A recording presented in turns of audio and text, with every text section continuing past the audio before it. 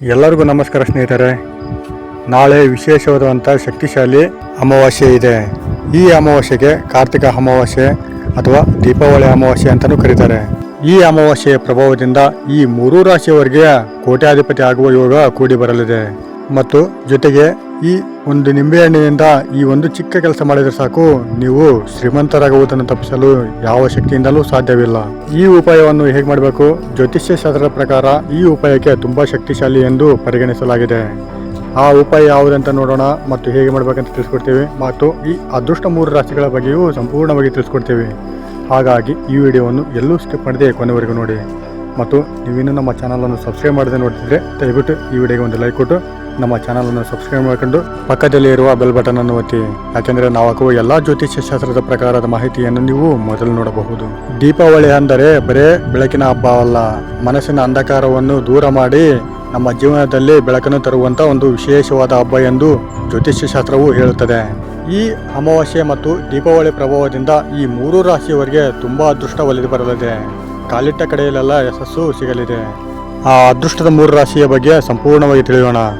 ಹಾಗೆಯೇ ಮಹಾಶಿವನ ಆಶೀರ್ವಾದ ನಿಮ್ಮ ಮತ್ತು ನಿಮ್ಮ ಕುಟುಂಬದವರ ಮೇಲೆ ಸದಾ ಇರಬೇಕಂತ ಬಯಸಿದವರು ಓಂ ನಮಃ ಶಿವಾಯ ಅಂತ ಕಮೆಂಟ್ ಮಾಡದೆ ಮರಿಬೇಡಿ.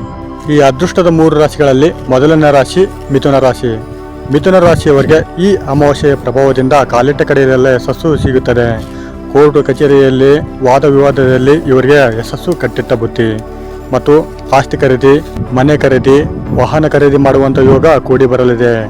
ಒಟ್ಟಿನಲ್ಲಿ ಈ ದೀಪಾವಳಿ ಅಮಾವಾಸ್ಯೆ ಅಥವಾ ಕಾರ್ತಿಕ ಅಮಾವಾಸ್ಯೆಯ ಪ್ರಭಾವದಿಂದ ಮಿಥುನ ರಾಶಿಯವರಿಗೆ ಅದೃಷ್ಟವೋ ಅದೃಷ್ಟ.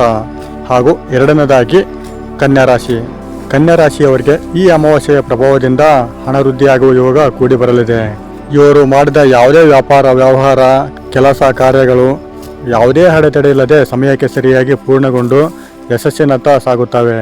ಇದರಿಂದ ಇವರಿಗೆ ಆಕಸ್ಮಿಕ ಲಾಭವೂ ಆಗಲಿದೆ.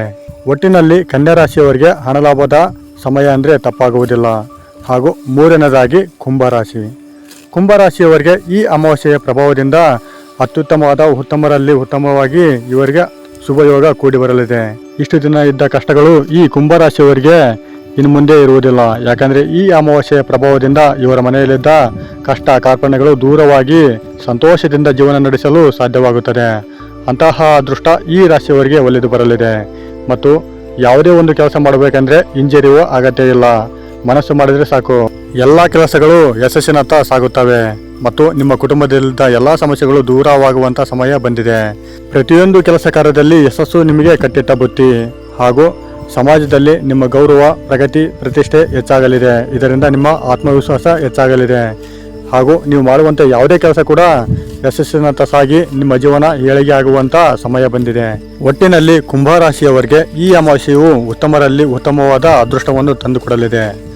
ಹಾಗೂ ನಿಂಬೆಹಣ್ಣಿನಿಂದ ಯಾವ ಪರಿಹಾರ ಮಾಡಬೇಕು, ಯಾವ ತಂತ್ರವನ್ನು ಮಾಡಬೇಕಂದ್ರೆ, ನಾಳೆ ಅಂದರೆ ಶಕ್ತಿಶಾಲಿ ಅಮಾವಾಸ್ಯೆ ದಿನ ಈ ಒಂದು ನಿಂಬೆಹಣ್ಣನ್ನು ತೆಗೆದುಕೊಂಡು ಸಾಯಂಕಾಲ 6 ಗಂಟೆಯಿಂದ 8 ಗಂಟೆ ಒಳಗೆ ಈ ಉಪಾಯವನ್ನು ಮಾಡಬೇಕಾಗುತ್ತೆ.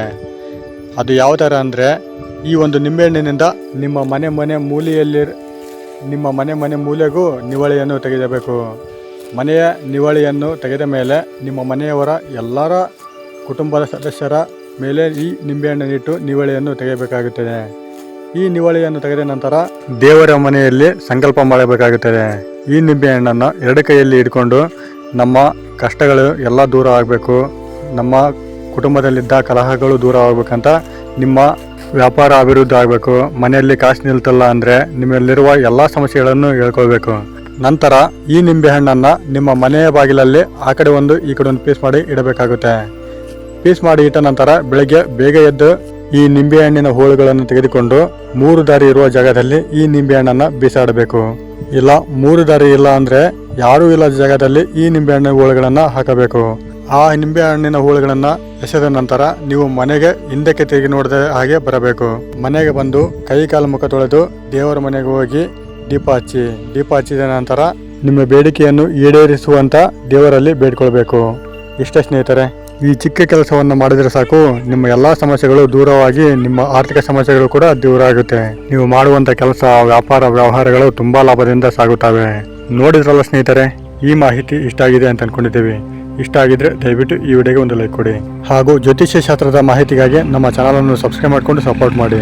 ಸಾಧ್ಯವಾದರೆ ಈ ವಿಡಿಯೋವನ್ನು ನಿಮ್ಮ ಫ್ರೆಂಡ್ಸ್, ಫ್ಯಾಮಿಲಿ ಹಾಗೂ ಗ್ರೂಪ್ಗಳಿಗೆ ಶೇರ್ ಮಾಡಿ. ನೀವು ಶೇರ್ ಮಾಡುವುದರಿಂದ ನಿಮ್ಮಿಂದ ಅವರಿಗೂ ಉಪಯೋಗ ಆಗಬಹುದು. ಧನ್ಯವಾದ.